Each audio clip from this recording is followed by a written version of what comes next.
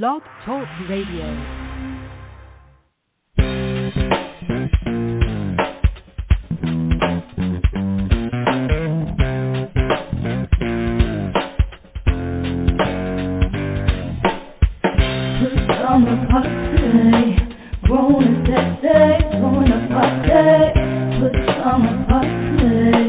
Party crew, keep it real for you. No clothes allowed. Pajama party, grown and sexy. Join the party, pajama party. Party crew, keep it real for you. No clothes allowed.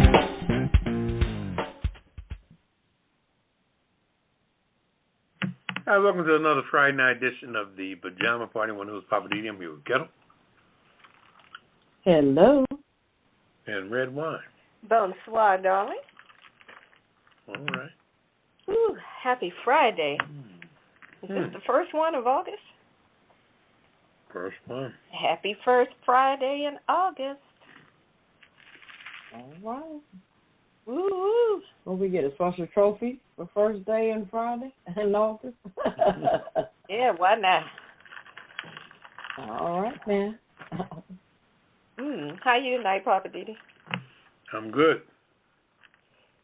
And you, Ketel? How are you? I can't complain. How you guys doing? Okay. Everything's cool here. I am, as Earth, Wind, and Fire would say, ever wonderful. All right, don't stop breaking out and singing, Papa. I ain't no. I'm good, but she did tap a nerve with this. That's my people. I thought about it after I did it. I said, uh-oh, I'm going to set him off. All righty. Well, Poppa DD, you want to get us started? Yeah. So many things happening this week. You know what I want to get y'all's opinion on? Go for it. I just want to say this here. And I'm trying to say this with a... I'm not talking directly about Lizzo, but with a Lizzo backdrop. Okay? Let's put it like that. Okay, come on with it. Now these young people that come out and, are like an overnight sensation like she was, I wouldn't say overnight, but, her career, blasted off,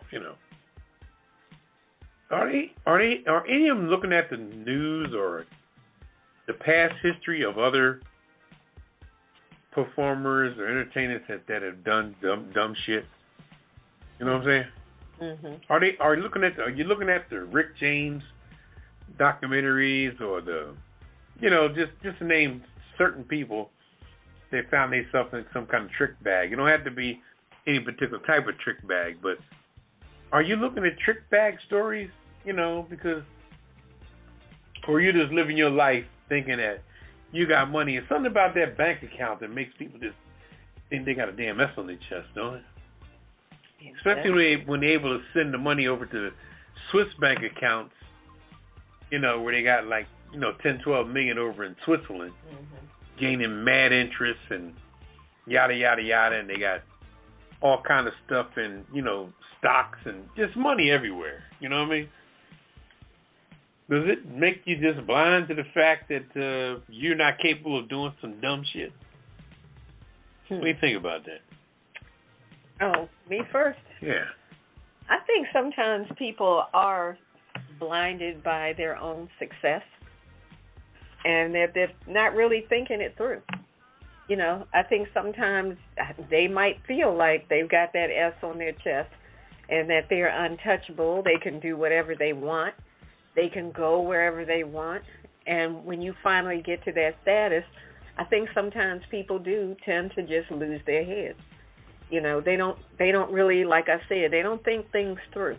They don't think about the repercussions of their actions because they feel like my money is my security, right, my cushion, my parachute out of trouble. Whatever happens, I'll just pay them off or, that'll make it right. And that doesn't always make it right. Yeah. And that's just my opinion. What you think, Ketel? I mean, we just you talking about all celebrities or just Lizzo in particular? Yeah, we talking about all. It ain't. I just said with a Lizzo backdrop, being the fact she's the latest person to step in some dog doo-doo, you know. Mm-hmm. Well, I think sometimes it's not particularly the person per se. I think it's their outside people. Could be producer, manager, publicist, or whatever. But usually producer. If it's a particular thing what's going on, the producer has some, I guess, blame, so to speak. But I guess if that person is a particular brand, just like Beyonce, I'm just using her as an example, she has to have checks and balances. And I guess everything should go through her, but a lot of stuff may not. She's just the performer. Sometimes the entertainer is just a performer, and that's it. And they let other people deal with other things that they have. So I don't want to say it's all the performer's fault, but I guess their name is on that shingle. Their name is at the top. So, if somebody's going to go after somebody, they're going to go after the person at the top. So, this is my take on it. Yeah. I can see how that can happen, but I do, you just raised the point, it's their name on top. Whoever, right. Even if you're just the singer, the dancer, the actor, whatever, if you're still, the HNIC, so to speak, the responsibility still falls on you if somebody on your team goes and does something stupid. Even though that person might have acted on their own, they're still employed by you. So legally, there might still be some culpability on the celebrity involved, because the court would say, well, this was your employee. Weren't you aware of what they're doing? Are you not paying attention to what they're doing? You're supposed to be authorizing it. You write the checks. You sign their checks. Yep. Right. So you're supposed to be aware. But, we all know in reality, like you said, that's not always the case. Right. And it's hard to say for the entertainer, be like, I didn't know anything about it. You may not have, that's just a thin line, I guess. Yeah, it can get sticky. It That's can, for sure. yeah, but like you said, their name is on the shingle, so they're the ones responsible. So you just have to cough it up, whatever it is. If they want $10 million, write them a check for $1 million, get on down the road, And they kind of, so to speak, clear your name. That'll help clear your name. I'm not saying that you're at fault, but it's just saying, okay, I made a mistake. Here's compensation. Bam, let's move on. Yeah. It might just make you an accessory, If you're riding in a stolen car with somebody, you can always say, I didn't know it was stolen, but you were still in the car. So they'll still possibly say, well, that makes you an accessory. So, all right. Yeah. All right. That's good discussion. That was a good all right. You ready to go into the... I'm sorry. Go ahead, Cal. No, I said that was a good opener. Yeah, it was good. Oh, okay. All right. Well, you ready to go into the rundown? Let's see. Kick it back over to you, Ketel, and you can let us know what's on the rundown for tonight. All right. We're going to talk about our In Focus tonight. Conservatives are coming for Black women entrepreneurs. Watch out now. Also, Black man's drug conviction vacated after what white judge said. And also, federal jury acquits Louisiana trooper caught on camera pummeling Black motorists. Also, a cocktail of the week. I got a good one tonight. What's poppin' with Poppa DD? Weird news, we're deleting it up, of course. Couple breaks world record for longest, habanero pepper kiss. Okay. Man gets $70,000 from bank by mistake. And Chinese zoo insists their bears are real. I'm just saying Redwine, while black by default. Also living for the city with Poppa DD. My Hollywood wrap-up tonight, the Ketel list, and the last word. So sit back, relax, get your favorite cocktail, and we'll be right back with In Focus. Bonsoir, bonsoir.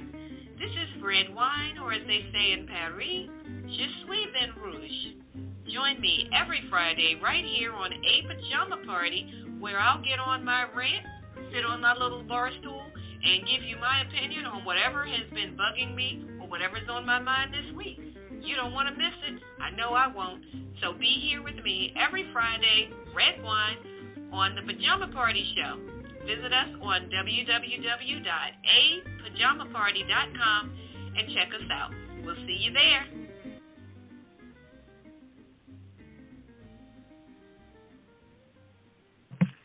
All right, welcome back to Pajama Party. I'm one of your hosts, Poppa DD. I'm here with Ketel. Hello. And Redwine. Bonsoir, darling. All right, we're going to jump right into In Focus. And I'm up first tonight. And I want to talk about what's going on with what these conservatives are doing, coming for black women entrepreneurs. Now, making it harder for black and Latino kids to get into college just didn't seem to be enough for the man that's behind the Supreme Court's affirmative action decision. Now he's coming after black women with small businesses. This dude needs to go have 2 or 3 seats. Now, this situation occurred on Wednesday of this week. The nonprofit American Alliance for Equal Rights filed a lawsuit against an Atlanta-based venture capital fund that supports black women and other minority-owned small businesses. Now, this nonprofit was founded by none other than right-wing crusader Edward Blum. So please make sure he's on the Kiss It list. Edward Blum. This guy has made it his mission to virtually destroy affirmative action. That's his whole mission, get rid of affirmative action. So the lawsuit that he filed against this venture capital company that's called the Fearless Fund, it's alleging that the venture capital fund is operating a I can't even talk. This thing makes me so mad. That the fund is operating a racially discriminatory program in violation of the Civil Rights Act. Now, the Fearless Fund was founded by 3 black women. One is the executive, Ayanna Parsons. The second one is actress Keisha Knight Pulliam. And the third one is an entrepreneur named Ariane Simone. Now, their website for this, the Fearless Fund, it says that less than 2.2% of all venture capital funding goes toward women-funded businesses. Less than 2.2%. And less than 1% of total funding goes toward businesses founded by women of color. And yet, for some odd reason, people like this character, Edward Blum, are convinced that 2.2% number, or even the 1% number, should be even lower than that. So, because these are the kind of things that have come out of affirmative action. And as you can see, even 1% of total venture capital funding goes to women of color.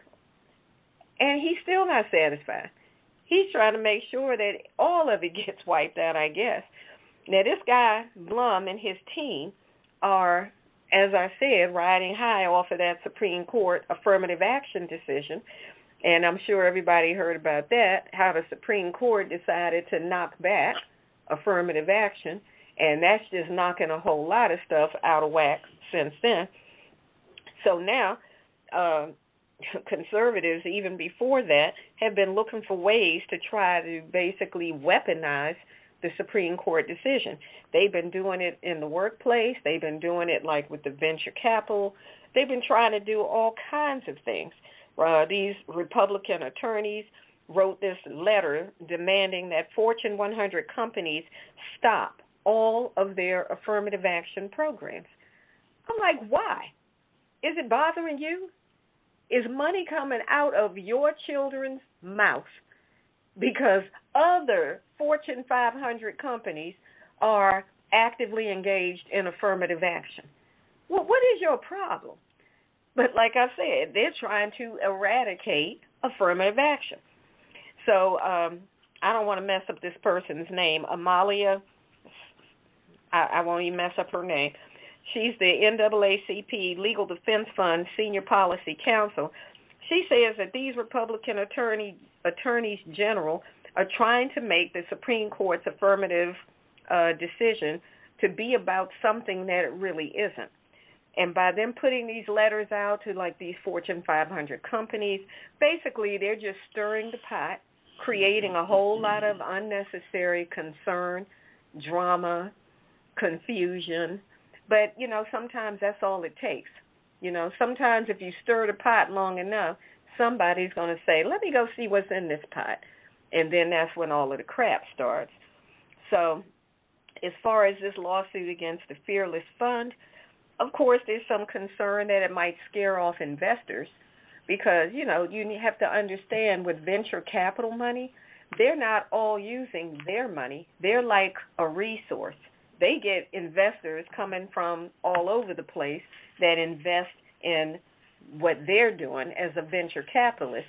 They, the venture capitalists, weed out, you know, the companies that come through, and they determine who's at the lowest risk to, you know, put money behind, et cetera. So, you know, of course, there's a concern that maybe some investors might back off because if they make a big enough stink and make it look like it's a problem to be affiliated with Fearless Fund, then, of course, that's going to have the domino effect on down the line. You can't support black-owned businesses if you don't have money.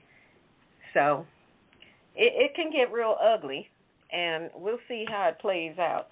But this guy, Edward Blum, and his nonprofit association, they're on the kiss it list, and we need to keep an eye on them. Groups like this really have to be watched. And that's my report. Oh. Wow. These people is going on in this world. It's just too much. They don't want us to have anything. And the little bit that we finally fought and got, now they're coming for that. Yeah, that's crazy. It just blows my mind. And it gets scary after a while, you know. We have to go back on the front lines again. Black Lives Matter again. You know, here we go again, as they say.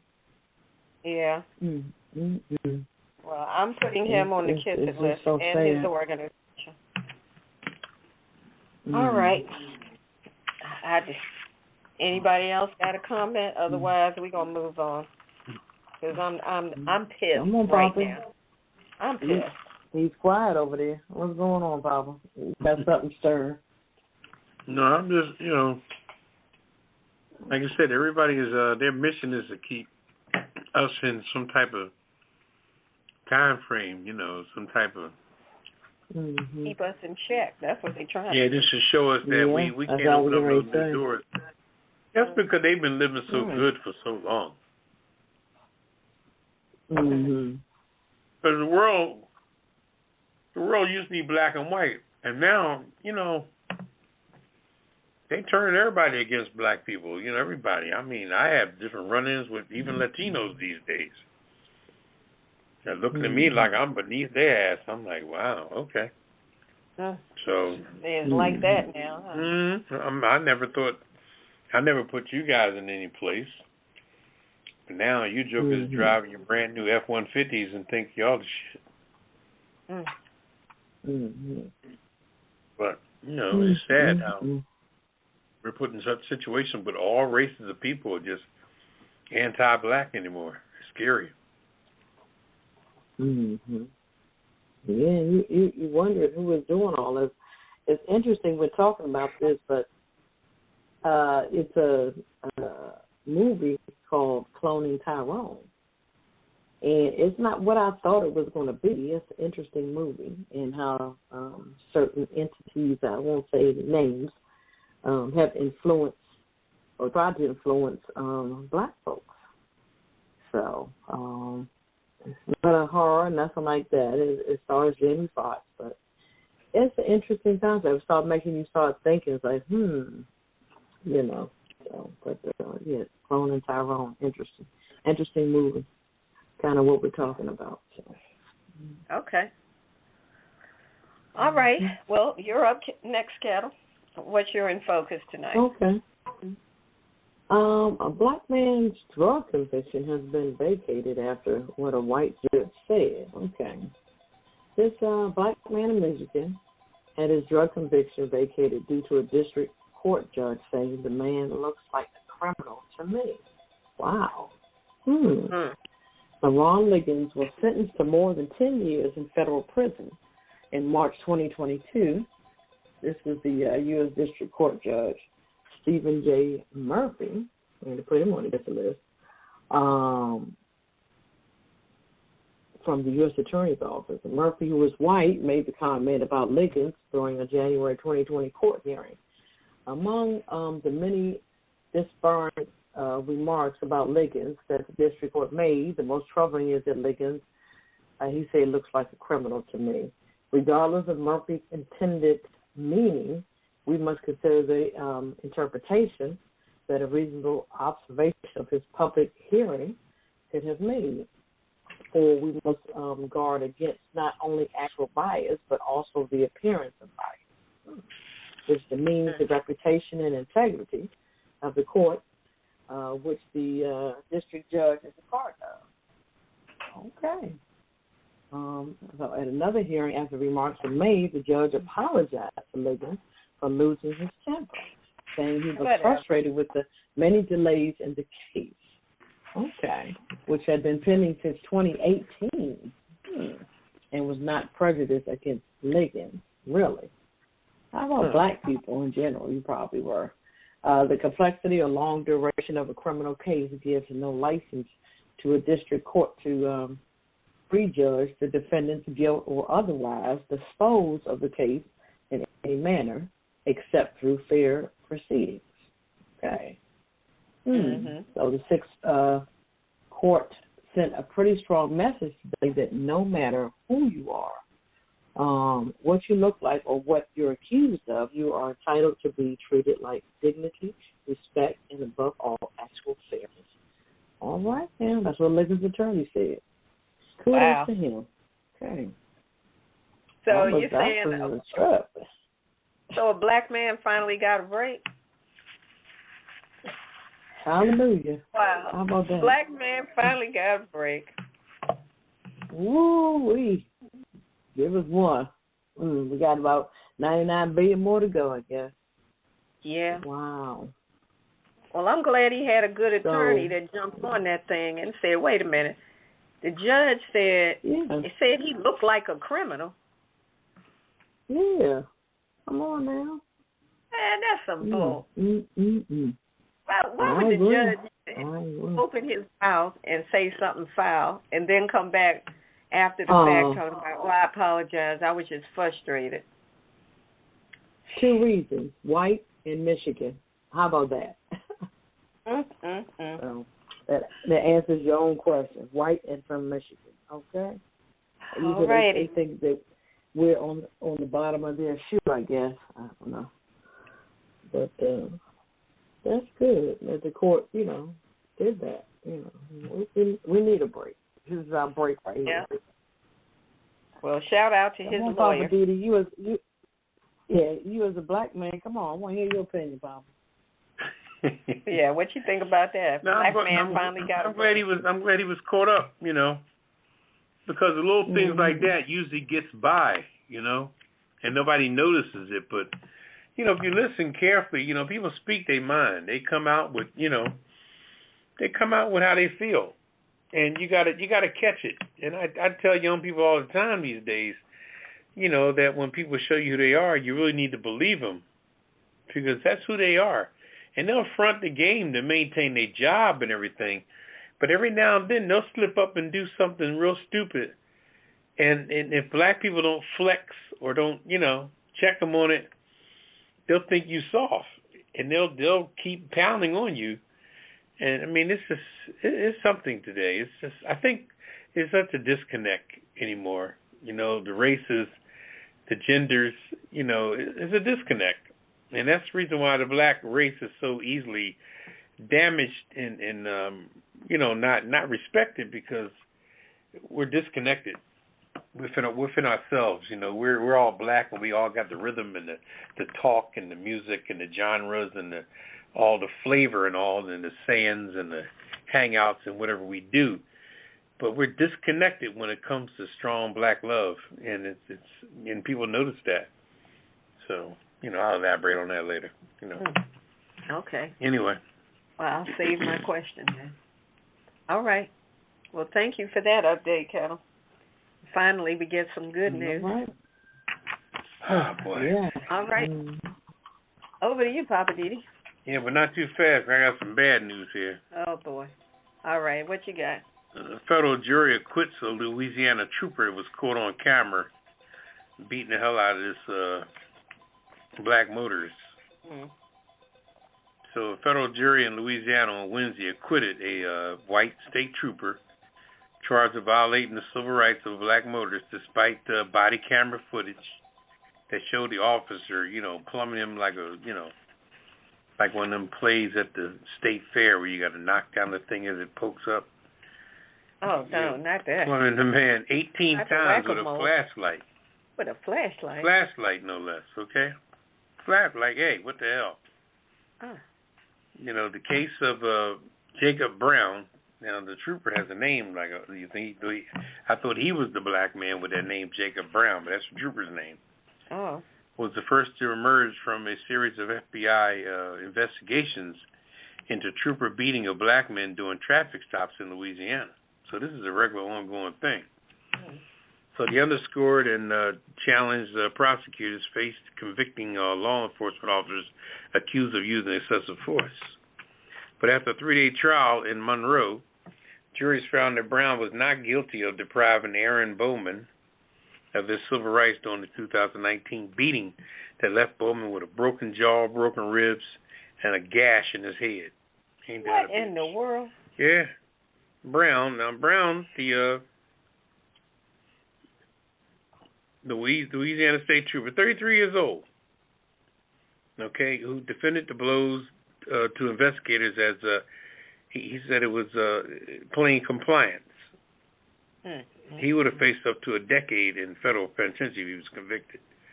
But the acquittal comes as federal prosecutors are still scrutinized over Louisiana State Troopers caught on body cam video punching, stun gunning, dragging another black motorist, Ronald Green, before he died in their custody on a rural roadside. You know, one who's died in custody, hung himself, whatever. Then you get the coroner to go along with it. You know, as long as the coroner okays it, you can do the hell you want to people. That federal probe has also examined whether or not police brass obstructed justice to protect the trooper who beat Green following a high-speed chase. So body camera footage of both Bowman and Green beatings, which took place less than 3 weeks and 20 miles apart from one another, remain under wraps before the Associated Press obtained and published a video in 2021. So it took 2 years for this video to even come out. So the cases were amongst the dozens highlighted in an AP investigation that revealed a pattern of troopers and their bosses ignoring and concealing evidence and beatings. You know, and I'm trying to figure out who's the boss of the bosses. Because it's just not, you know, it seems like whoever it is, they all in on it. The buck stops here. But you know what, too, the sad part about most of this is that when you say that the bosses were protecting the troopers, that's because these jokers are friends off the job, you know. And they're bowling, and they know each other's family and children and all that jazz. Some of them are related, too. Yeah, they're related, yeah. Don't leave out nepotism. You know that's alive and well. Oh, yeah. So the police didn't investigate the Bowman attack until 536 days after it occurred, and only did so after Bowman brought on a civil lawsuit. So the Associated Press found Brown, who patrolled in northern Louisiana, was involved in 23 uses of force incidents between 2015 and 2021. So he out there just beating folk and having a good time. 19 of which was targeted black people. But Brown resigned from the police force. I guess he's going to go work somewhere else. Mm-hmm. He still faces state charges and a violent arrest of yet another black motorist.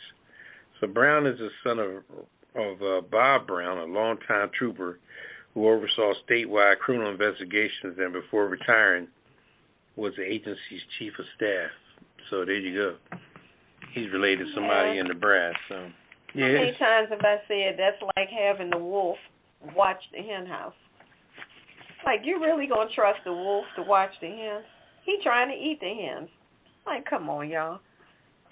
The police cannot police the police. They should have had a third party to oversee that. Well, I'm sorry that brother, didn't get the justice he was seeking, because that's foul. That's really messed up. Always the case. Well, what can I say? They at it again. And this is Louisiana. Monroe, Louisiana. All right. I put Jacob Brown, the abusive cop, on the kiss it list. Oh. Yeah. From good to bad. Way. Yeah. Boy. I guess so. All right. Well, let's take a breather. And then we're coming back with a well-deserved cocktail of the week after all this news. Woo, what a week of news it's been. We'll be back on the other side of the break. Living just enough for the city. Okay, but why are we doing Stevie Wonder? I thought we were doing Pajama Party. Well, I was talking about my little one of my segments of Living for the City. Join the party. Now you ride me. That's every Friday night at 9. Pajama Party. No clothes allowed. Ketel and Redwine stepping on my parade. I had the mic first. And they're coming in just trying to, It's my turn. Yeah, she gonna sing. What number to call? Call us at 914 803 4306 and press 1. And press 1 to be put into the queue. And say what you have to say. You can read off what we're talking about. Come up with a new subject of your own. We're easy. We're liberal. We're easy. Eastern time. We're here 9 p.m. Friday nights. That's 6 o'clock on the West Coast. And maybe 7 o'clock in the mountains or in the 7 in the mountains. Around Michigan and New Orleans and all that. We're like an hour back. Yeah, but 9 o'clock on the East Coast. 9:15 CP time. CP time 9:15. Don't be late when you listen to us. It is 9 o'clock on the dot. That's right. Every Friday night. We'll see you there. Goodbye.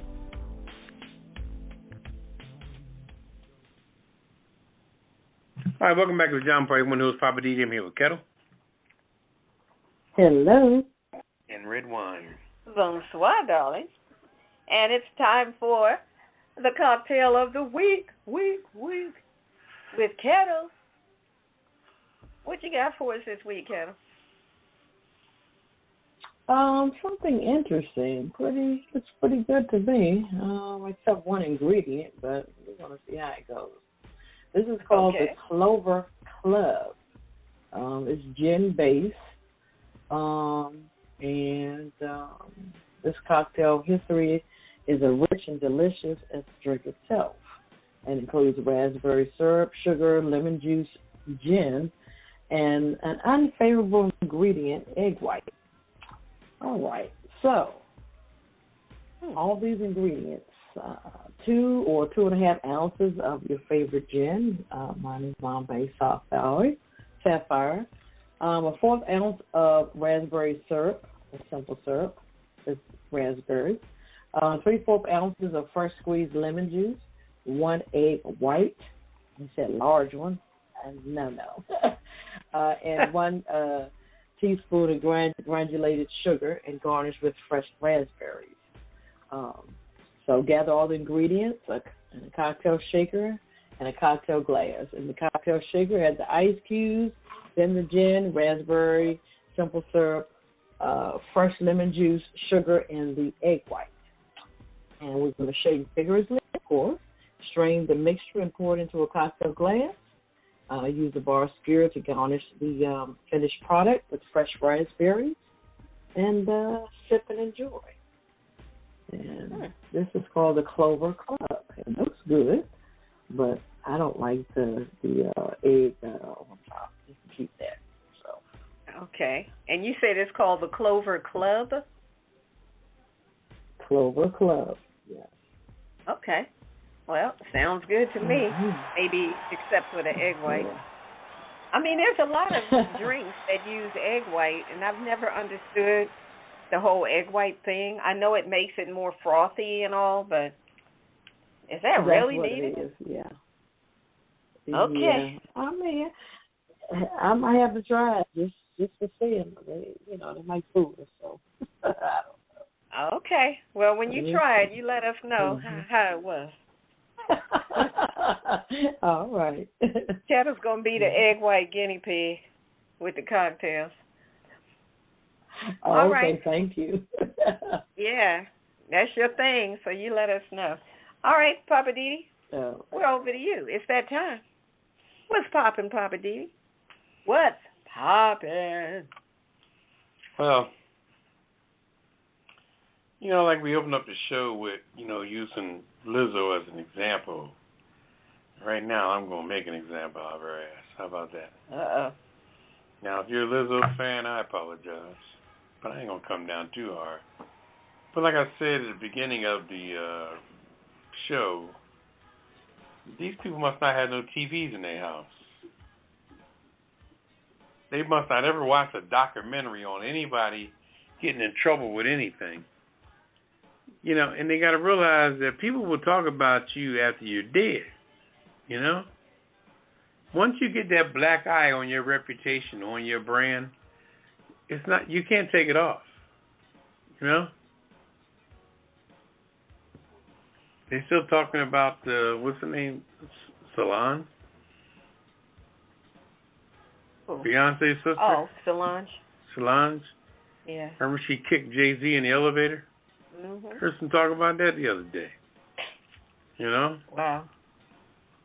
And as tragic as Kobe Bryant's death was, they had the nerve to say, and he was convicted of a possible rape charge.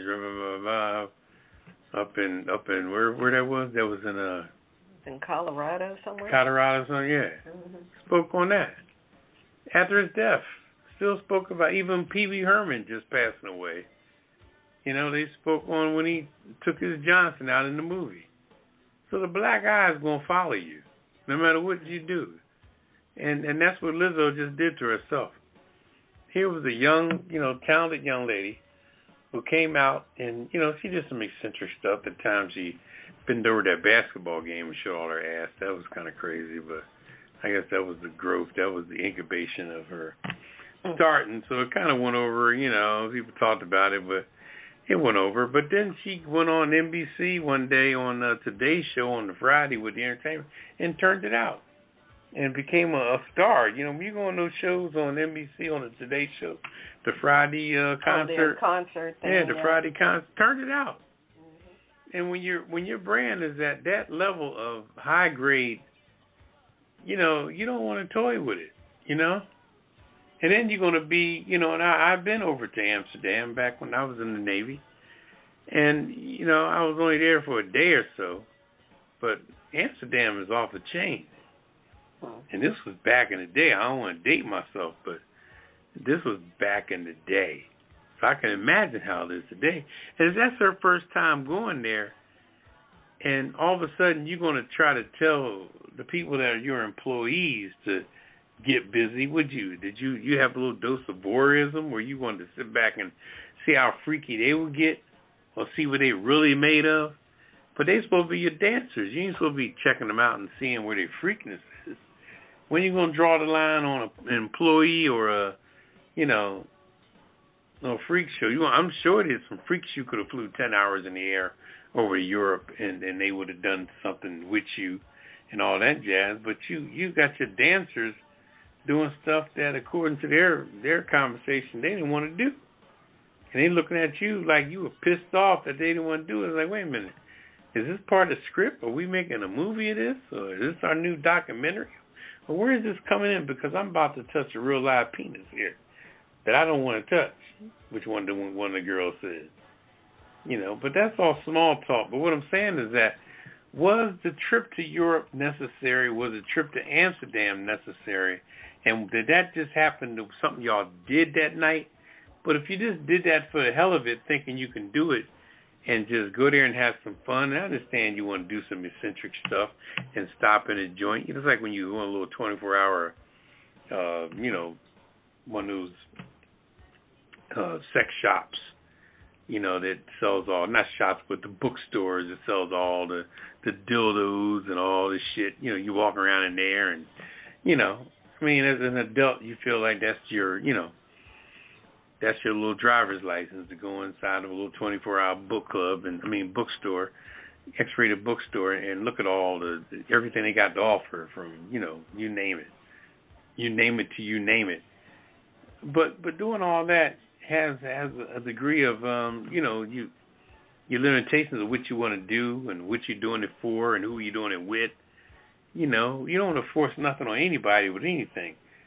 Because you always should know the measure or the level of your mate, what they can do, what they're capable of doing, what they want to do, what they don't want to do.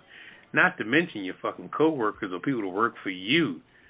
These girls are young just like you. All y'all are young. Y'all could have put yourself in a real precarious situation.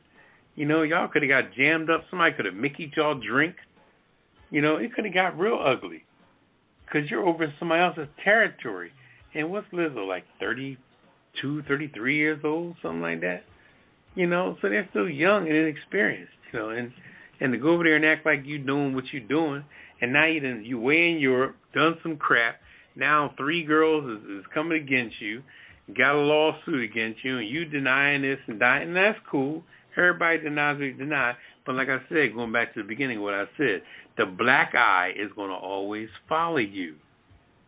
When Kobe Bryant died, they talked about him up in Colorado with the white girl. He had to pay like $20 million just to get out of that situation. Had to buy his wife a new diamond ring and all kind of shit went on with that. And Pee Wee Herman, when he died, I was a big fan of Pee Wee Herman. And when I saw he passed away, I was like, wow. But here you go. Well, he pulled his dick out in an adult movie. They always going to talk about the black eye. So, Lizzo, welcome to the black eye world, girl, because you don't put a black eye on your ass. No matter how it turns out, that black eye is going to follow you. I'm going to leave it at that. Okay.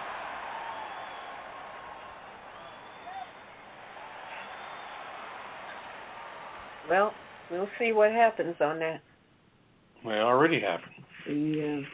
Well, she still it already happened. Is still denying it? I'm not talking about the result. No, I'm asking. Is she still? I don't know. But I'm talking about the black eye. It's there. Yeah. No, I was asking about the actual outcome. No, well, it hasn't. They haven't come up with the final on that. You should look and see her little $335 million, pay out $4 million, and think it goes away, but still got the black eye. Yeah, still don't have the black eye. Oh, well. All righty. Well, we're going to take a quick break, and we're coming back on the other side of the break with the weird news when we get to lighten it up. We'll be right back. I am Ketel from the original Pajama Party. If you haven't heard Pajama Party Show, you've missed out. We've got hot topics, hidden and quitted headlines, what's popping with Poppa DD, our weird news. I'm just saying with Redwine, living for the city with Poppa DD. My Hollywood wrap-up, of course, the cocktail of the week, and the world-famous Ketel. And, of course, we can't forget the last word. We serve it up each week on the Pajama Party Show, and nobody does it like us. You can call us each week live on Friday nights at 9 p.m. Eastern, 914-803-4306, or listen live at www.apajamaparty.com. You can also follow us on Twitter at apajamaparty.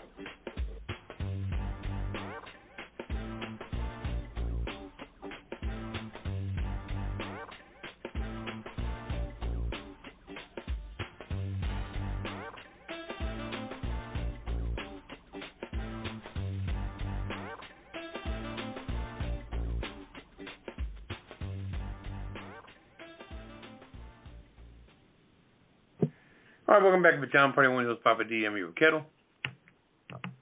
Hello. And Redwine. Bonsoir, darling.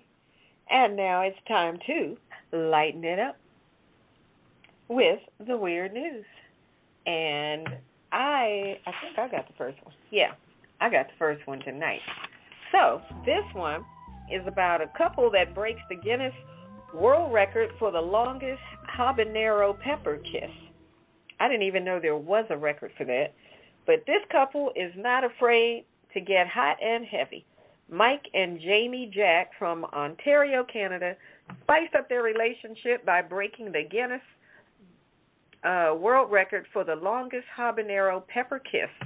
This husband and wife team each ate a habanero pepper before locking lips, reveling in the heat of the moment for 15 minutes, 6.5 seconds. The best part was that we got to kiss each other for 15 minutes, Mike Jack told the Guinness World Records. Mike Jack already had several pepper eating records under his belt, including for devouring Carolina Reapers and boot gelatia. I never even heard of that one. Jamie Jack, meanwhile, had to build up tolerance by eating a habanero every day for about a month. Then they attempted the hottest kiss of their life. We had 30 seconds to each eat a habanero, and then we put our lips together for as long as we wanted, Mike told the Guinness folks. Habaneros boast a scorching 100,000 to 350,000 Scoville heat units compared to jalapenos that are only 2,500 to 8,000 Scoville heat units. And the couple, however, is already looking to take their relationship to the next level, and they've applied to attempt the record for the longest boot gelatia chili pepper kiss, which can pack over 1 million Scoville heat units. Now, that's a hot pepper.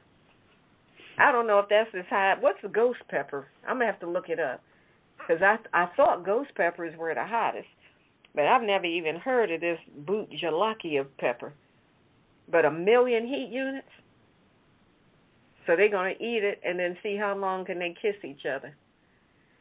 Okay. I would love to see that. Yeah. I guess I don't have to tell you these are white folks. Moving on. All right, Ketel, you're up next. What's your weird news? Yeah, we already know the deal, and folks out there, they already knew that, and you ain't had to tell them. Yeah. A man gets $70,000 from the bank by mistake. Did he rob it or what? Let's see. The saying "no good deed goes unpunished" certainly held true for a man who was charged a fee by his bank after voluntarily returning $70,000 that had accidentally been deposited into his account. A man in Australia, we already know what color he is, was shocked to find a credit of approximately $70,000 from an unknown source when he checked his account online. I was worried at first because I thought I got hacked. Although the amount would be life-changing money for him, he knew it was the right thing to do to return it. A quick Google search saying it's a crime was enough for me. So after discussing the situation with the representative from his bank, HSBC, the money was returned. However, the bank also charged him $9.52 for cash advance surcharge related to the mistake transfer. Are you serious? That's some bull. Unexpected turn of events, he received $100 in his account, which he believes may have been a thank you from the original depositor of the 70 grand. Okay. I don't know. This sounds kind of fishy to me. It's like somebody's trying to skim some, send some money through his account. I don't know. But I don't understand how the bank is going to charge him a fee, and all he was trying to do was return the money. Guess what? Next time, shut your butt. Just shut up. I wouldn't say a damn thing. That happened to a lady. She had gotten, I forgot how much money it was, but they were off by one number. The bank made the mistake, transferred the money in her account, and she was pulling from that money. She got a good lawyer, and she fought it, and she won. So, wow. I would have kept that damn money. Yeah, so. Okay. You never know. Yep, you're right. What would you do with 70 grand? Yeah, a mistake in your bank? Poppa DD or Redwine? I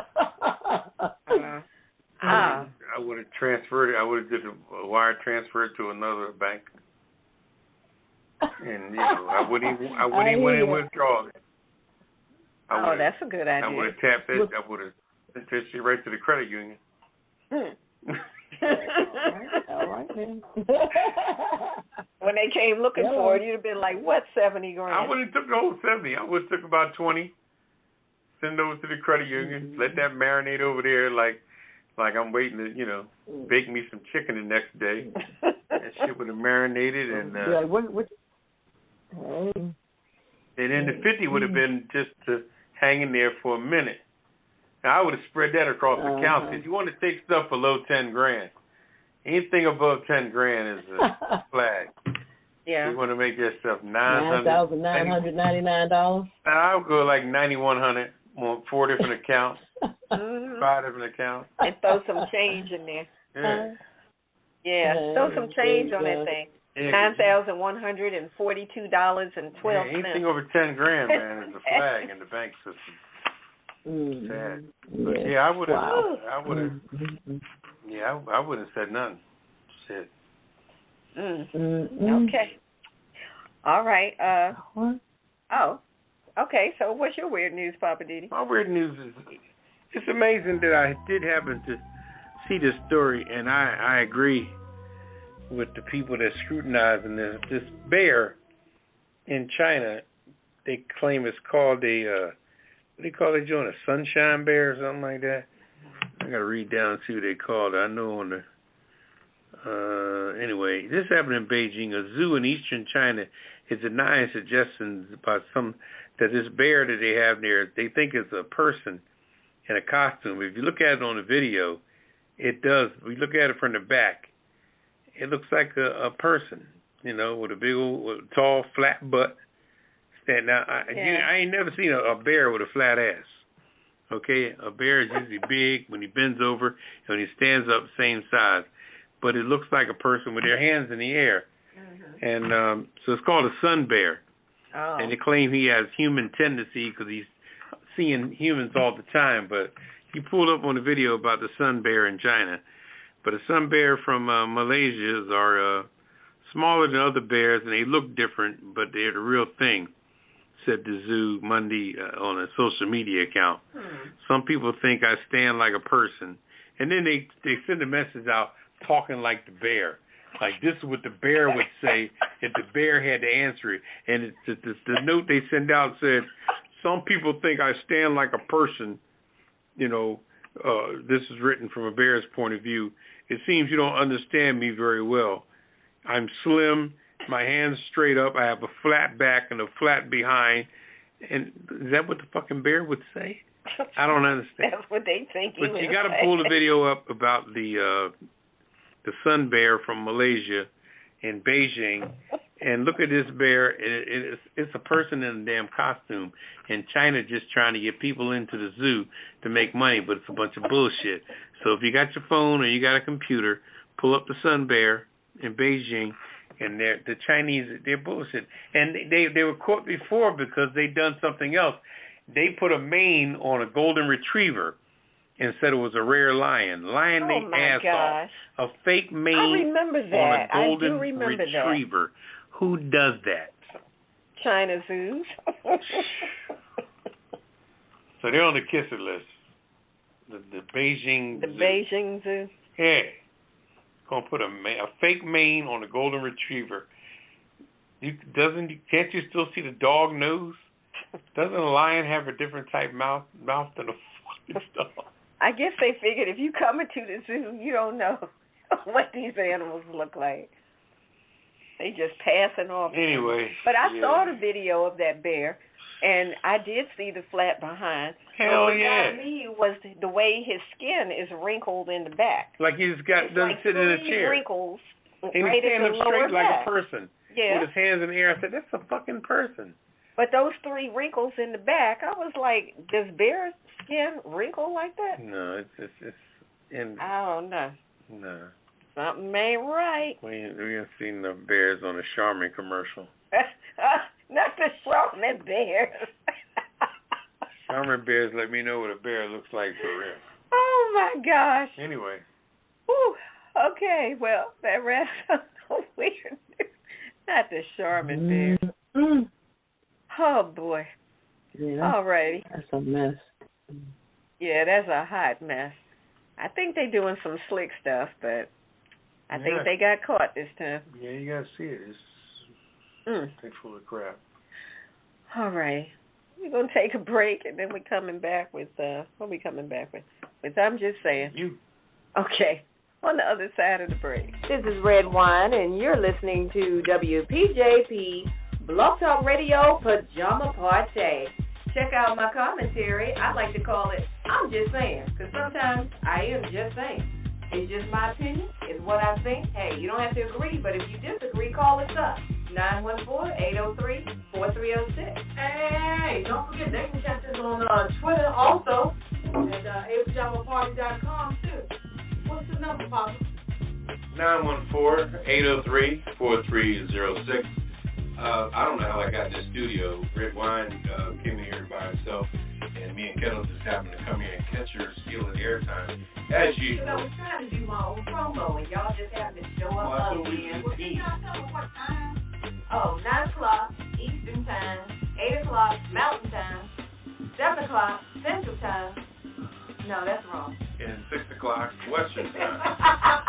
West Coast Time. Right, okay. Right. Either way. So if you're in California, call us at 6 p.m., 7 o'clock if you're hanging out in Colorado somewhere. 7 o'clock, that's Central Time. See, now we got it all together. 7 o'clock if you're in... okay, it's 9 o'clock Eastern. Y'all do the math. Figure out where you are. Check your watch. 9 o'clock Eastern. Yeah. Right, okay. Check us out. 9 o'clock Eastern Standard Time, 9:15 CP time, right? Yep, that's right. CP time, 9:15. There you go.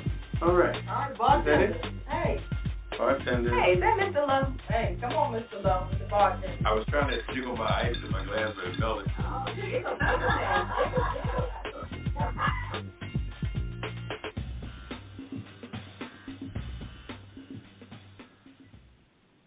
All right, welcome back to Pajama Party Crew. Host Poppa DD. I'm here with Ketel. Hello. And Redwine. Bonsoir, darling. Bonsoir. Okay, Redwine, you're up. What I'm just saying. Take it away. Merci beaucoup. Tonight, I'm just saying, why black by default? So, just days ago, after a Gucci store in Beverly Hills got robbed, a jewelry store in Irvine got robbed. And both of these towns are in Los Angeles, in the metro area, and they're about 2 hours apart from each other. So according to the report, and this is the police report, 3 men reportedly came in and took over $1 million worth of jewelry. And the reports say that these 3 men were black. But here's the kicker. Their skin color was never visible in the video. It was surveillance video in the store. Their skin color was never visible. Now, this video has been watched by thousands, probably millions by now, of people all over the world. Yet, the police report says that these men were black. And I'm just saying, why black by default? You couldn't see their skin. You couldn't see anything. Now, this was a smash and grab robbery. The men were wearing all black, every part of their body completely covered. None of the skin was exposed, like I said. Yet, the police say they're looking for 3 black suspects. And I'm just trying to understand, why is that? There's a real problem with this. Now, these 3 men had on hoods. They had on masks. Their hands were covered. Their legs, their feet, their skin, everything, face, everything, completely covered. But yet, the reports all say we're looking for 3 black suspects. Where does that come from? Why is it black by default? Do the police just think that no other ethnic groups steal? Is it just black people that steal? Is that what they're trying to say? I don't understand that. I mean, I know black people love their bling, but we're not the only ones. When I look on the red carpet, on the Hollywood stuff, I see a whole lot of people that are not all black that are blinged out. Remember when Kim Kardashian had all that bling? She was wearing it out in, where were they, in Paris or somewhere, and somebody yanked that stuff. Well, they came to her room, I think, and took it, but the point I'm making is that it's not just black people that like all this high-end, blinged-out jewelry. So why is it black by default? It's so offensive to me that the police in Irvine are just assuming that these jewel thieves are black by default. I just want to know, what is that based on? I mean, I saw the video. It's not like they came in pimping like something from a 70s movie. They weren't talking, so you can't say I heard their voice and they sounded black. There was nothing that indicated black. Yet, the report says we're looking for black men. I don't get it. I don't appreciate the disrespect, just the idea that they just assume that these men were black. I'm like, come on, y'all, really? I mean, you're talking high-end jewelry stores. It was a smash and grab. They came in with trash cans. They were prepared to get a good haul out of there. Now, if you ask me, it sounds like an inside job. When you come in prepared to get all of the good stuff, you already know something. So how do you automatically assume it was 3 black men? I'm just saying, why does it have to be black by default? This is some bull crap. I'm saying y'all need to stop disrespecting black people and black men specifically. I know our people have faults, but everybody does. But don't just assume that when some funky stuff goes down, it had to be a black person by default. That's not right. This is Redwine, and I'm just saying, don't jump to the conclusion that these men were black by default. It's wrong. The police department in Irvine, California is wrong for making that assumption.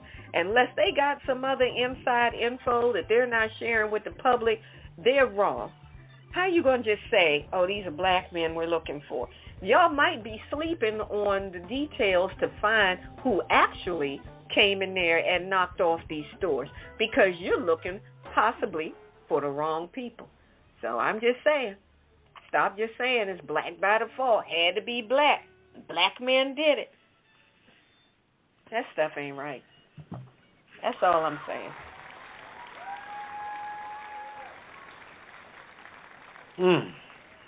Okay. That's not right. You couldn't see anything. No. These men came in there looking like ninjas, but not even ninjas, because you couldn't even see their eyes. They were completely covered from head to toe. But the cops are looking for black men. Like, all right. Black by default. It ain't right. Why? Why is it black by default? Sure. All right. I'm gonna exhale on it. I'm trying not to get too wired up. I'm gonna get a sip of my Clover Club and relax. Whew. All right, Poppa DD, it's over to you. Living for the city. What's happening? Well, Oh, Lord help us. I tell you, it's really ironic that you made that statement there about black by default, because that's what's missing. You know, remember I said earlier about the how the black love is broken. Mm-hmm. It's broken. I mean, black love as a people. It's broken. The main reason it's broken is because black men have been taken out of the equation. You know, everything you see in the world now is geared toward ladies.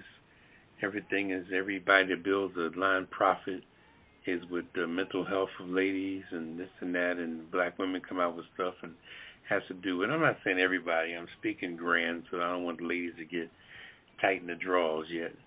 Now, but what I'm saying is that, you know, there's people out there having male babies every day, and you got to see how they feel whenever somebody talks about stuff on TV where they're mentioning they're building this thing to support girls and women and girl power and all this stuff, and any woman that just pumped out a boy baby out of her ass is saying, what the fuck? What about my son when he gets older? What is it? What's up for him? You know? And it's a broke deal, because after a while, the black man is already an endangered species. The job market is already just hiring white women and white men and black women. You know what I'm saying? All this is already going on, and the black man is pushed to a whole nother equation. And then based on the reputation, like I said last week's show, when I went into a Latino joint to get a 6-pack of beer, the Latinos looked at me like I was a second-class fucking citizen. I felt like I walked in a fucking country and western bar. That's how these Spanish jokers looked at me like. And the guy told me, "What do you want?"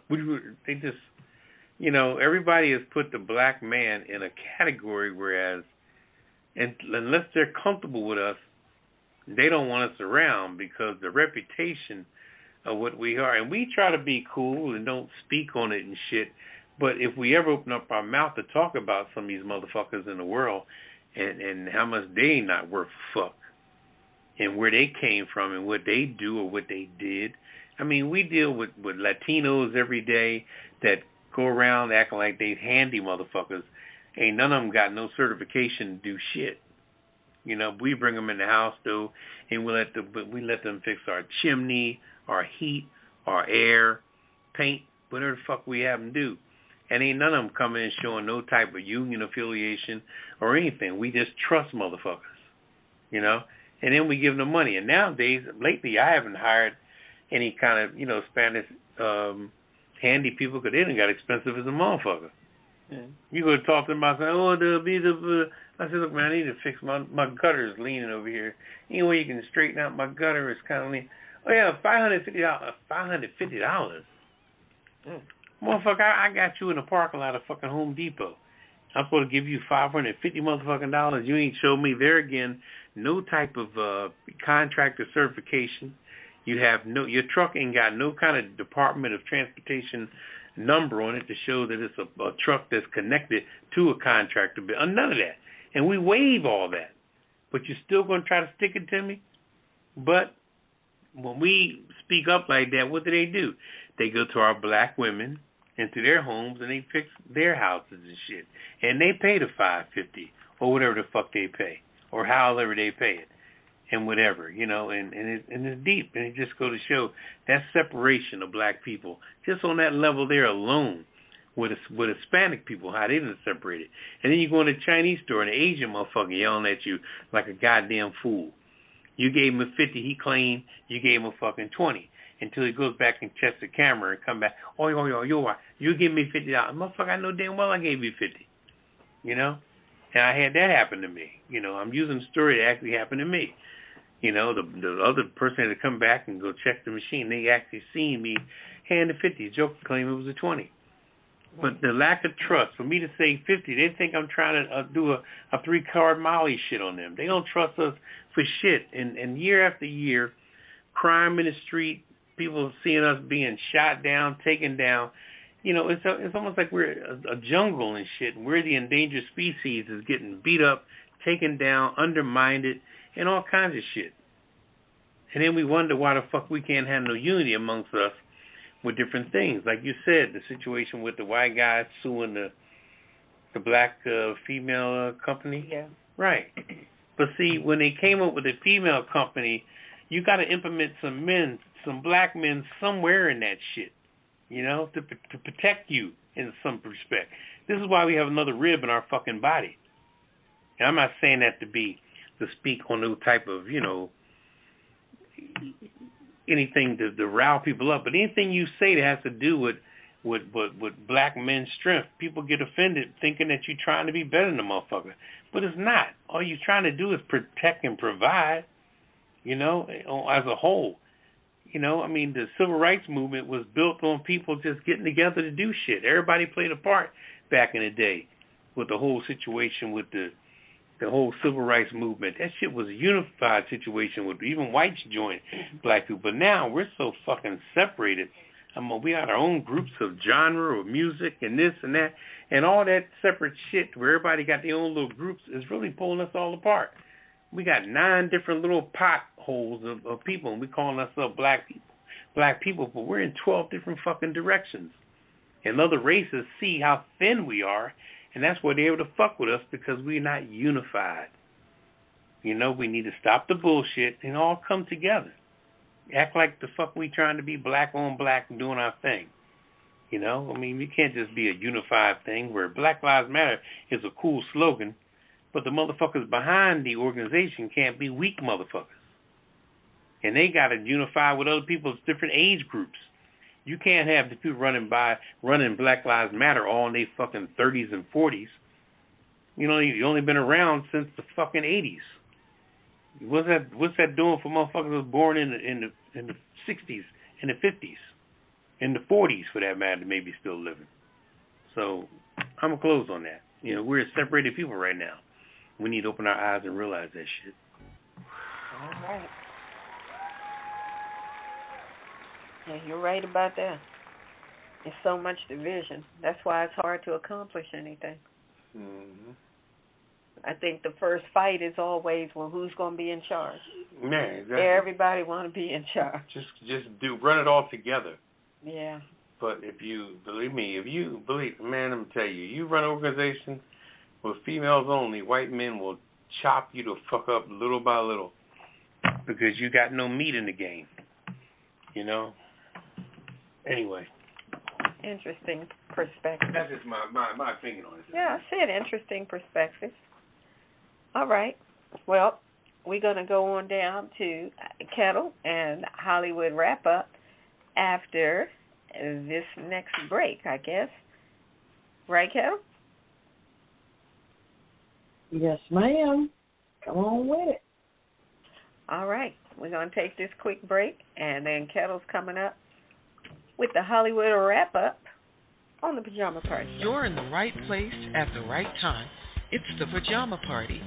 www.apajamaparty.com. Produced by DC Homegrown Entertainment. Don't just sit there yelling at the air. You've got an opinion? We want to hear it too. Dial 914-803-4306. That's 914-803-4306. Don't let us have all the fun by ourselves. We've got room for you at the Pajama Party. And remember, it's PJs only, no clothes allowed. Operators are standing by. Well, they're lounging on pillows, but they're waiting for your calls. So call us now, 914-803-4306. Now back to the crew and more of the Pajama Party. Oh, you want to throw pillows?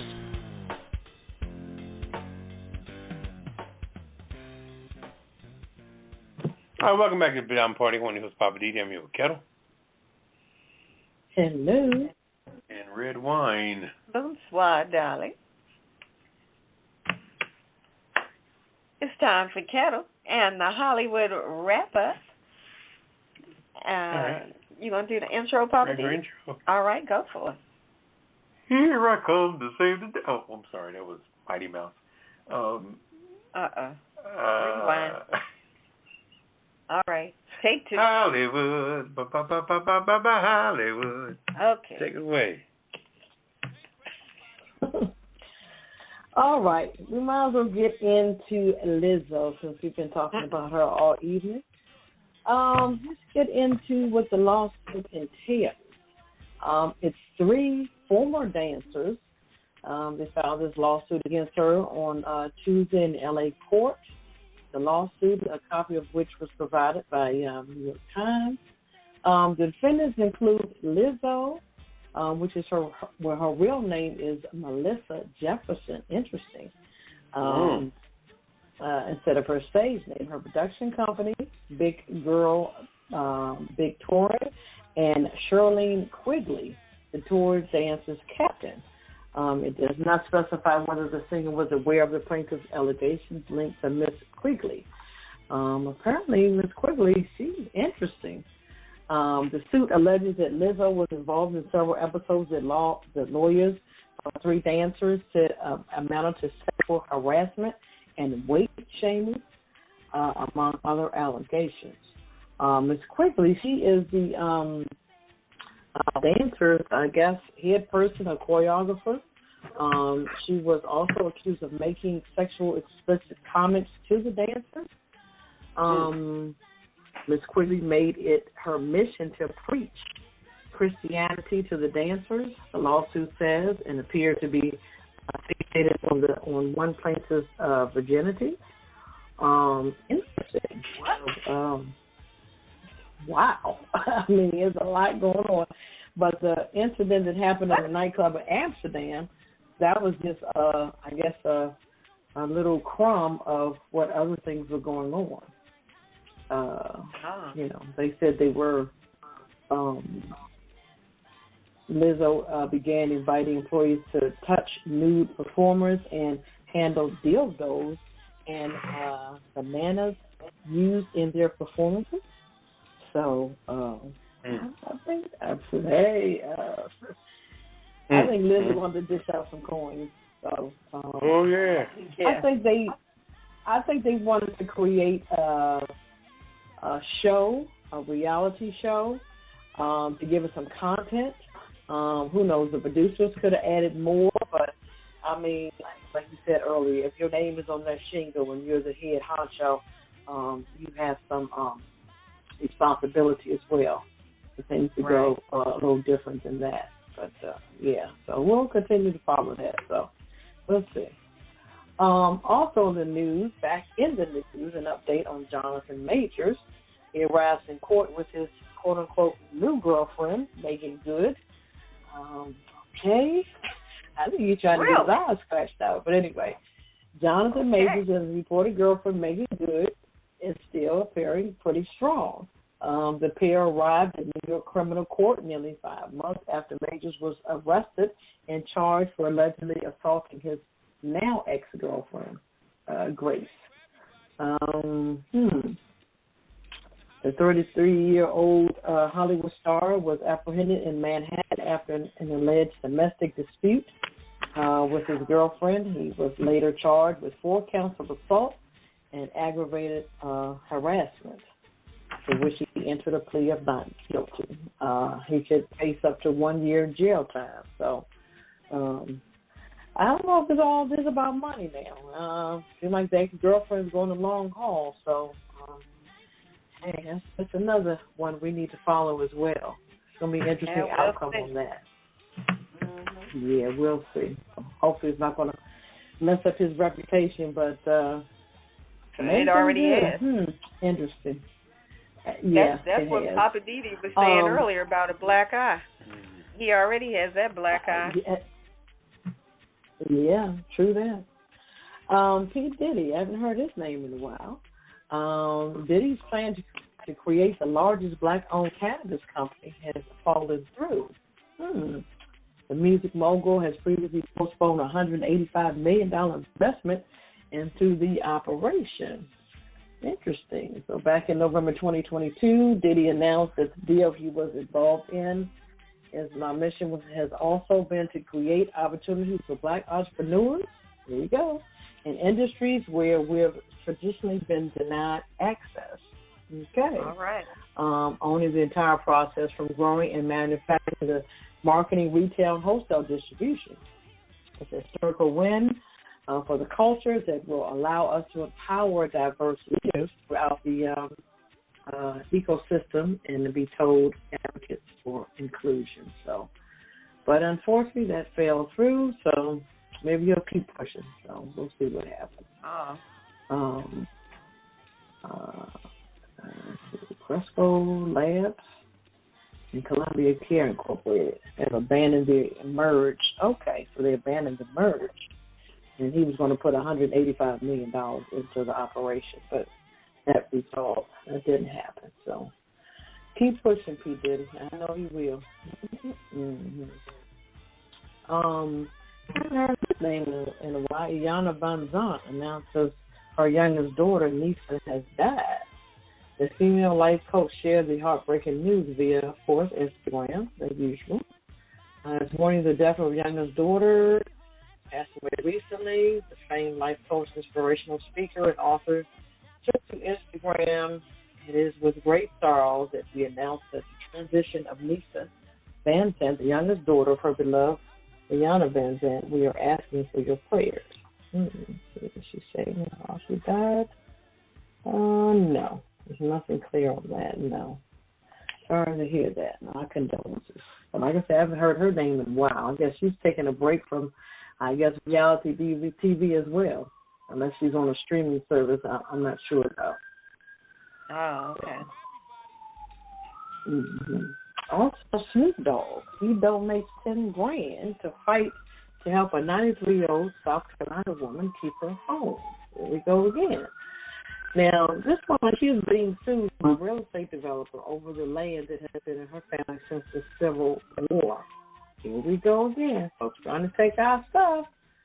In an effort to save her home, Wright has garnered support from celebrities around the nation, including Snoop Dogg. He donated the $10,000. And he put on his Instagram, Josephine Wright, we stand with you. Snoop Dogg posted on his Instagram page. So, Wright is a grandmother to 40 great-grandmother to 50, and a great-great-grandmother to 16. Wow. Okay. Mama, you got a lot going on. This Bailey Point is seeking monetary and equity relief in connection with certain encroachments placed and maintained by Bailey Point on Wright's property. The company alleged that various personal property and improvements encroach on land that they own around Wright's home, including a satellite east of the defendant's property, a shed south of Wright's property, and a screen porch on the existing residence. Like, okay, folks are trying to take our land again. I mean, this land has been in her family since the Civil War. Here, you try to take the land because you try to develop on it. This is on Hilton Head Island. So they don't want us to have anything. Yes. I'm telling you, we can't even go be by ourselves. They just want to come and bother us. So, good luck to her, 93-year-old. She can survive all of this. But that's good. She's getting that help all the way around. That's a good thing. So that's what's up. Also, we have quite a bit of concerts going on here in the DMV. The past concert that we had on my birthday, October 28th, was Drake. He brought down Capital One. I said he broke a record there as far as money-wise for him. Kudos to him. August the 4th, Sam Smith, he's here at one. And, of course, Beyonce will be here on the 5th and the 6th of this month, August. And I got a surprise for you, folks. August 18th, EWF Lionel Richie at Capital One Arena. You might want to check that out. Also, a DC thing. We have a DC Go-Go Museum and Cafe. It will be opening February 2024. So if you guys want to go online and donate money, they're trying to reach $100,000. They only up to $15,000. So, before, if people don't know, they try to knock down or shut us down as far as the go-go music in downtown D.C., but we weren't having it. You know who was trying to knock us down. And the mayor made the go-go music official in D.C., so kudos to our mayor for that. So, give her that. And last but not least, the movie I told you about, They Clone Tyrone. It's a series of eerie events that thrust an unlikely trio into the trail of a government conspiracy. Like I said, it's an interesting movie, and it'll give you an aha moment. It stars Jamie Foxx, John Boyega, and Tayana Parris. That trio was interesting. Also, David Alan Grier plays in it, Keith Sutherland, and I think you'll like it. That's my pick for this week, They Clone Tyrone. And it's an interesting song at the end of that movie with Erykah Badu. So I think you'll like it. That's the Hollywood wrap-up. All right. I can only imagine what song it is. I'm guessing they better clone Tyrone. But there you go.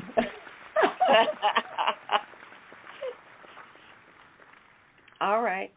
Oh, one last thing. I wanted to shout out all of the different celebrities that have been making contributions to the Actors Fund, the SAG-AFTRA Actors Fund. They've been donating. The last I heard, it was up to $15 million. But various people, I don't know all of the different people. I know Clooney was one, Oprah, what's that other one? Leonardo DiCaprio, The Rock. It's been a lot of different celebrities, but they've been making contributions to that Actors Fund, and that money goes toward providing assistance to the actors that are currently out of work and need financial assistance, just to maintain life. So shout out to them. Keep up the good work. I have a list here. Got Meryl Streep, George Clooney, like you said, Julia Roberts, Matt Damon, Leo DiCaprio, Nicole Kidman, and Ryan Reynolds. So just in a few. I'm quite sure there's more. Dwayne Johnson, and also, of course, my girl Oprah. All right. Thank you, Ketel. All righty. Well, that takes us down to the Kiss It list. Kiss It list. Yeah. Hey, one thing I want to say too is I'm glad that who's the brother that's going through the stuff. The actor? Yeah, what's his name? Megan Good's boyfriend. Yeah. But I just want to say I'm glad that he's that he has united with Megan Good, or any strong positive black woman, like I was saying before about black love. Whatever their relationship is, their business. But the way this white girl is trying to turn him out, she needs to see some double blackness, no matter what kind of form it may be, to knock her down. Sometimes when you can't get rid of your mistress, you got to sick your wife on her. You know what I mean? Oh, watch out! If the mistress won't go away, you got to come home and tell your wife, look, you got to bring out the big this gun. bitch ain't leave me alone. I'm sorry I cheat on you, but I need you to fuck my mistress up because she's not leaving me alone. And that white woman that's trying to do him in, it's a good thing he got some black love beside him to come in as a double barrel shotgun to let her in the courtroom see that shit exists. Because some white women think that these black men are there in distress, and they come along and as soon as his phone rang in the taxi cab, she lost her fucking mind, thinking that, you know, she's the only motherfucker getting a dick or whatever the case may be. I don't know. Anyway, let's move on. Okay. All right. Anyway. Tell everybody what is... Yeah, the Kiss It list is the list of people that showed their ass. First of all, let's put that person that's definitely in that costume in China, in that bear costume, because if you look at the video of that bear cage, hell yeah, it's a person. It does look suspicious. But what I don't understand is how the other bears in the cage ain't messing with the person. You know, now if that other bear would have turned around and ate his ass, or, you know, I don't know. But you got to see the video of the sun bear, because that joker that put his hands up, that's the fucking guy. It's weird. Okay. Anyway, just Louisiana Police Department, you know, for acquitting that trooper for beating that brother over the head 18 times with a damn flashlight. Mm-hmm. You know, and the man who, and the guy who did it, the guy Brown, Jacob Brown, to beat the brother, and his father, who was in charge of the criminal investigations, and your son's a fucking, you know, a racist nut, and you run the criminal investigation? First motherfucker you investigate is your damn child. Anyway. I said the police can't be responsible for policing themselves. Let alone their children. That's a problem right there. I got Edward Blum and his organization. They're the ones that's coming for the black female venture capital company. I want to call out his name, Edward Blum. Judge Steve J. Murphy. That's the judge who said that black man looked like a criminal. Yeah. Got him on the Kiss It list. The bank, HSBC, for charging that man a $9 and whatever change fee for returning the money that was put in his account. And I'm like, that is so much bull. He should have sued him, like, for put million on the back of that. I would have nibbled off that shit little by little. I'm saying, you going to charge me $9, I'm going to sue you for $9 million for distress. She ought to messed up my nerves. Now I'm suing. Trump, we got to put Trump on there for the this week's indictment. Mm-hmm. You know, we got to start referring to him as this week's indictment for Trump. Of course, he went in there and said, it wasn't me. I didn't do it. Mm-hmm. I'm being persecuted because I'm a winner. So, whatever. He's on the Kiss It list. Who else you got? Lizzo for getting too big for her fucking britches. Yeah. You know, you overstepped a little bit. You got all cocky and shit, thinking them girls that was working with you were just pawns. When shit, 3 years ago you was a fucking pawn yourself. Anyway, I said it. Put her on there. Okay. Poppa DD say you got Lizzo on the list. What else? What you got there? Let's see. This is another random one. This woman named Ursilia Campbell, she came into a Target out in Aurora, Colorado with blackface on. This is a white woman. Came in there in blackface, harassing employees, talking about, where is your pride now? And they were trying to tell her Pride Month is over. You know, they tried to, you know, deflate the situation. She's in there yelling and screaming with blackface. I'm saying, people don't look at the news. Talking about, where's your pride now? You don't look at the news and see what has happened to people that's doing this shit you're doing. Then she started talking about how LGBTQ people have killed the American flag. So they had to get security to get her out of there. But she puts blackface on to kind of... Yeah, I'm like, what was the blackface for? So, well, to show that she's going to go into the most disrespected look she could bring so she don't be recognized as herself. Oh, man, please. Man, they already got her first and last name. Yeah, but I'm just saying, though, but people go in black thinking that that's a good cover. Like you said, the people that robbed the joint, they claim they're black, you know, with the black hoodies and everything, because that's the image they want them to project. You don't know what them people are. No, they don't know. Also, Warner Brothers Discovery CFO Gunnar Weidenfeld, he went out and made a public statement saying that he doesn't mind the strike because it has saved their company more than $100 million in the second quarter alone. So he's kind of like celebrating the strike. Well, because, I'm putting him on the kiss it list. And on a note on that, it's something my daddy told me a long time ago. Whenever you go on strike, you can never get that money back. If you out for 6 months, striking in the street, even though you got a big contract, a big raise, you're never going to get that 6 months of pay back that you lost. And the people that was supposed to pay you are happy because they didn't have to pay you because you wasn't there. Production wasn't being made. So you're never going to get that. My pop told me that years ago. Yeah. You strike, you're never going to get that money back. Be bold enough to go out there, but don't think after 6 weeks you're going to get a 6 weeks paycheck. No, the fuck you're not. Right. Well, fortunately, they're not dealing with a paycheck situation per se, but this has to do with, like, the present and future and all of the AI stuff. And, you know, this is... I'm not talking check per se. I'm not saying that lightly. I'm just saying the fact that anybody that was supposed to give anybody anything ain't got to give them shit and until this is all over. But in the meantime, because in the summertime, the production is not moving anyway. Right, I understand what you're saying, but I'm saying, but this is about securing the future. So fortunately for them, it's not so much about saying what was owed. It's about securing the future.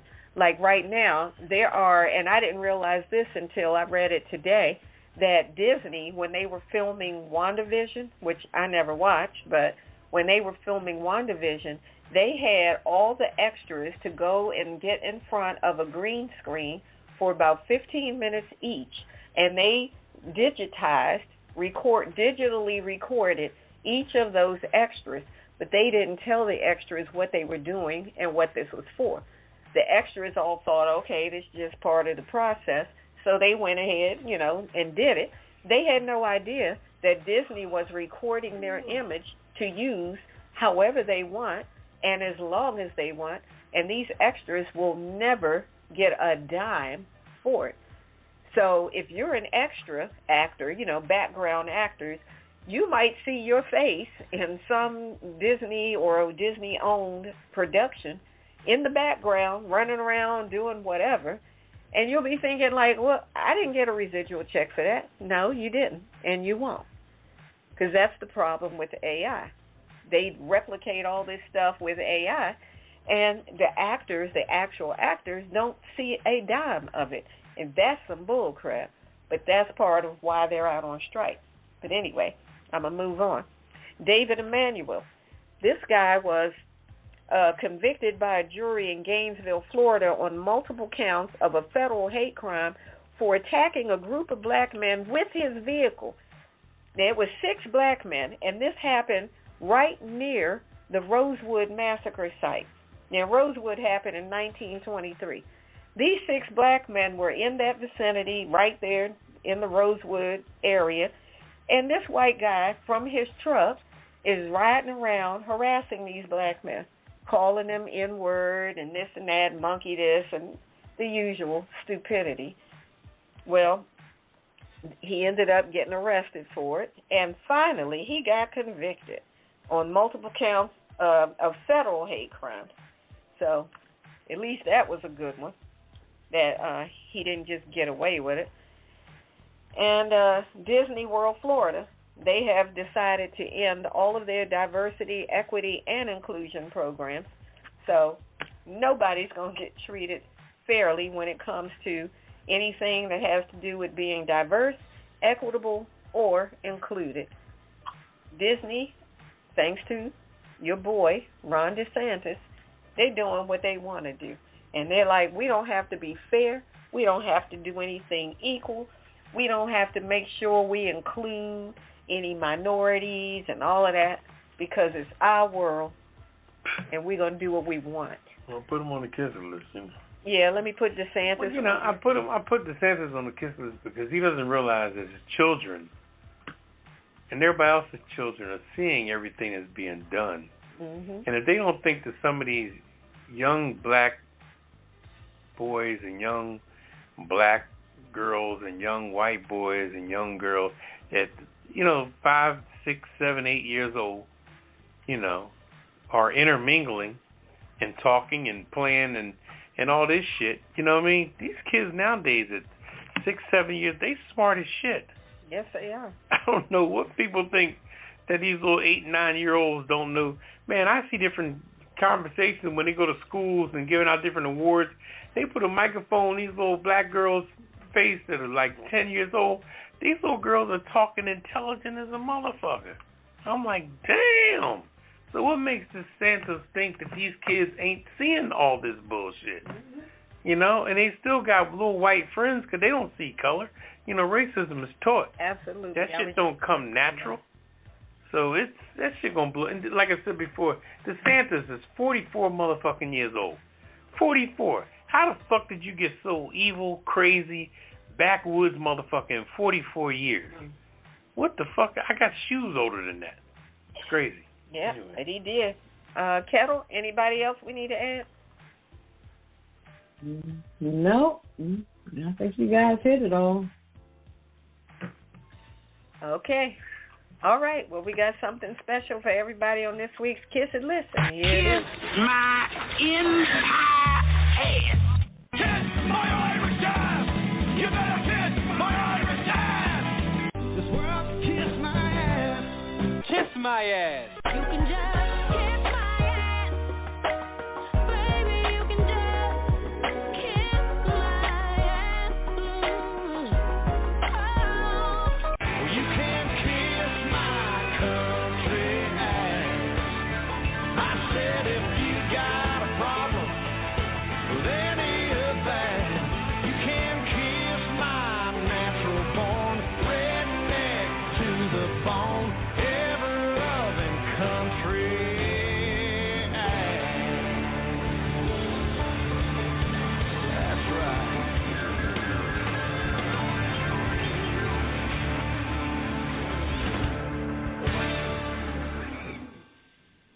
All right, welcome back to Pajama Party. I'm one of your hosts, Poppa DD. I'm your Ketel Hello. and Redwine. Bonsoir, darling. It's time for the last word. And Poppa DD, over to you. What's your last word? My last word, one thing I want to say that we talked about a little bit briefly, something about P. Diddy with a venture that he was in that fell through. I mean, I guess I'm kind of glad it fell through, you know, to let that brother, you know, put that strong money somewhere else, you know, because I just think that there's too much weed out there already. You know what I'm saying? I just think Colorado got 9 pounds of that shit, and every other state that legalized it got 9 pounds of that shit, and that shit is just so righteously out there. You know, I mean, you know, I was you know, in the 70s, you know, I had my share of that, and I had it when it was more organized. Even though it was illegal, it was more organized. That's what blows my mind about it now. The shit is legal now, and it's rampant. You know what I mean? Everybody's just so sloppy with this shit. And you smell this shit in some of the strangest fucking places. You know, the place you least expect it. You're like, wait a minute, where the fuck? I'm in a fucking playground with fucking children. What the fuck am I smelling weed? You know, I mean, I'm making jokes and all, but I just think you should come up with something different. Come up with something that's going to support that. Come up with a new type of rolling paper or something, you know, or some type of rolling machine that you can roll the perfect fucking joint with or something like that. You know, you get the, you know, the paraphernalia that goes with this shit or something, you know.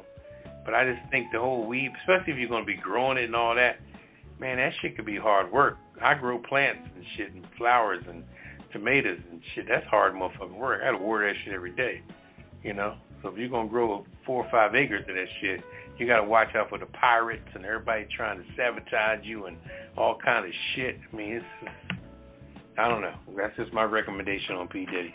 Do something else with that good-ass money. Anyway. All righty. Well, this is Redwine.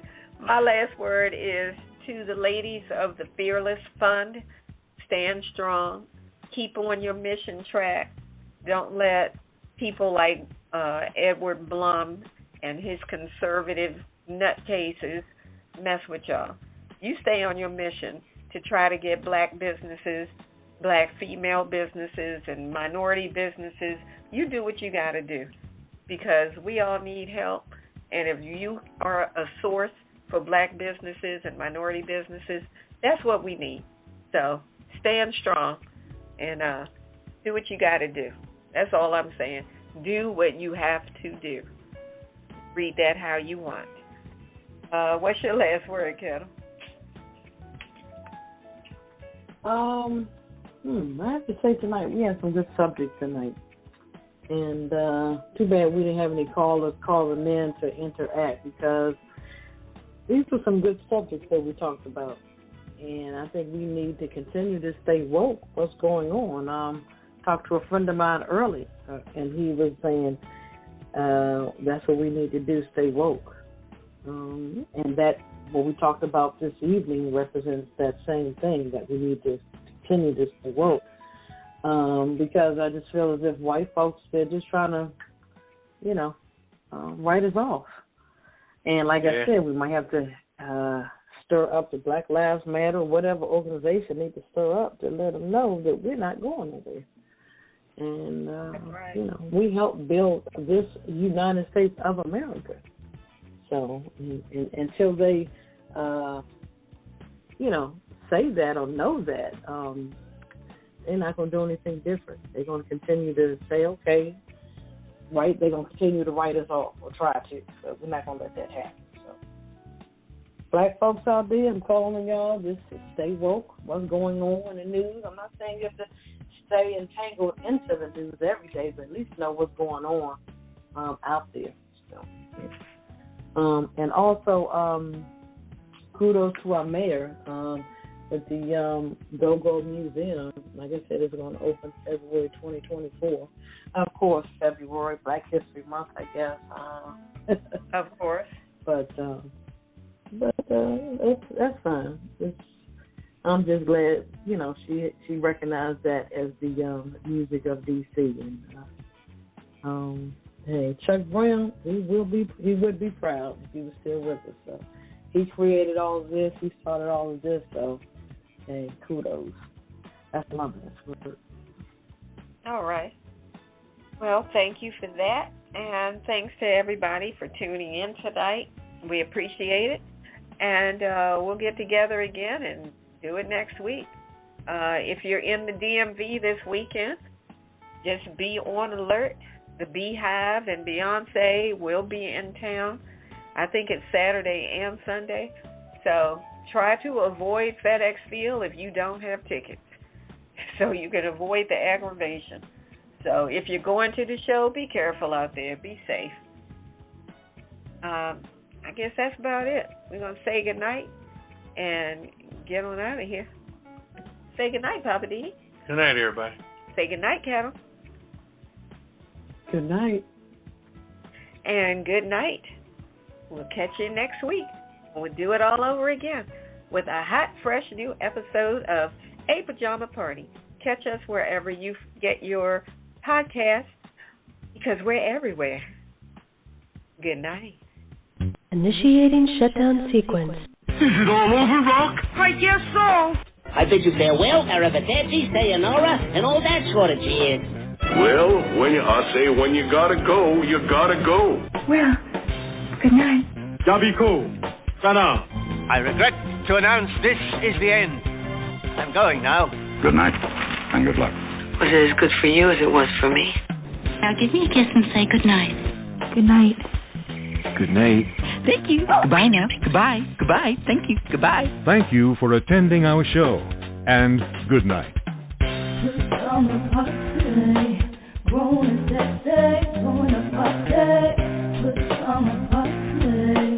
Party crew, keep it real for you. No